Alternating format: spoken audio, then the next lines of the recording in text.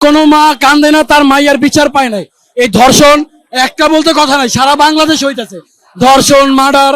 সেই বিষয়ে আমরা বলতেছি যেমন আজকে আর কোনোদিন এরকম না হয়, কোনো মা কষ্ট না পায় তার সন্তানের বিচার পায় নাই। এই কারণে আমাদেরও হইতে পারে, সে বুঝে আমরা তার বিচারের জন্য রাজপথে নামছি। তারে ফাঁসি দেওয়া হোক, যেমনি কেউ করতেও এই কাজ ভয় করে, যেমনি সে সাহস না পায়। জানে না যে বাচ্চাটার কিন্তু হাতও কাটা হয়েছে, বাচ্চার হাতটাও কাটা হয়েছে, বাচ্চার দুইটা হাত কাটা হয়েছে।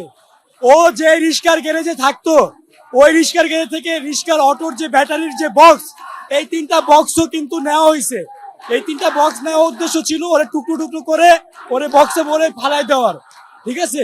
এবং এত নৃশংস, এত এত জানোয়ার পিশাচ সে বাচ্চার মাথাটাকে একটা বালতিতে প্রপার ভাবে ধুইছে।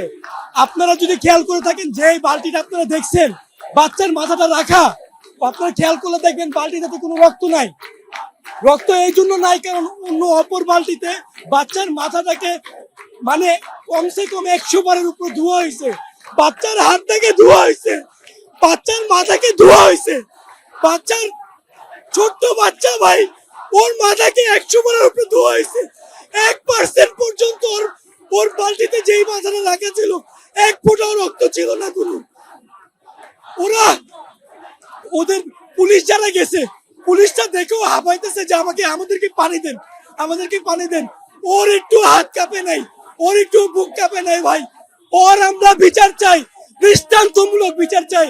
আমরা আর কোনো 24 ঘন্টা চাই না ভাই, আমরা আর কোনো 24 ঘন্টা চাই না। আমরা দৃষ্টান্তমূলক বিচার চাই, জনসমক্ষে বিচার চাই। যদি আজকে বিচার না হয় তাহলে কালকে রামিসা, আজকে অন্য কেউ, গতকালকে অন্য কেউ। রামিসা যেদিনকে এই দুর্ঘটনা হয়েছে ওই দিন আপনারা সংবাদ মাধ্যম আপনারা জানেন আরো 4টা বাচ্চার কিন্তু ওই দিন হয়েছে। আমরা প্রধানমন্ত্রী তারেক রহমানের কাছে হাত জোর বিনোদন, আপনি কালকে আসছেন, আপনি দেখছেন, আপনি অনুগ্রহপূর্বক আর কোন 24 ঘন্টা আর কোন চার্জশিটের দোহাই আমাদের দিয়েন না। আপনি এই বাচ্চার বিচারটা করেন, ওর বাবার জন্য বিচারটা করেন, ওর বাবার উপরে রহম করেন। আমাদের এই কর্মসূচির দাবি হচ্ছে, আমাদের যে বোন রামিসার হত্যা হয়েছে এর আমরা একটি দৃষ্টান্তমূলক বিচার চাই।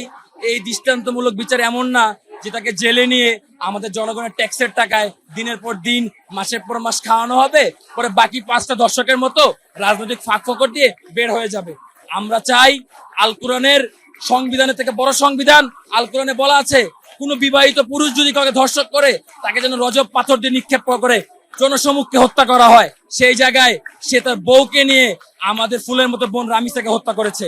তো আমরা চাবো দেশনেত্রী বেগম খালেদা জিয়া যেমন এসিড নিক্ষেপকে নিজ হাতে কঠোর আইন বাস্তবায়ন করে এসিড নিক্ষেপ বন্ধ করেছিল, তারেক রহমান ঠিক সেরকম জনসমুখে 48 ঘন্টার ভিতরে ধর্ষকের প্রকাশ্যে মৃত্যুদণ্ড দিয়ে আমাদের জনগণের কাছে এসে দাঁড়াবে। আমরা চাচ্ছি ধর্ষকের গণতন্ত্রের দ্বারা ধর্ষকের বিচার নয়, ইসলামী ধারা অনুযায়ী ধর্ষকের বিচার হোক, যাতে পরবর্তীতে অনেক ধর্ষকরা দর্শন করতে গিয়ে তাদের রূপ যেন কেঁপে ওঠে।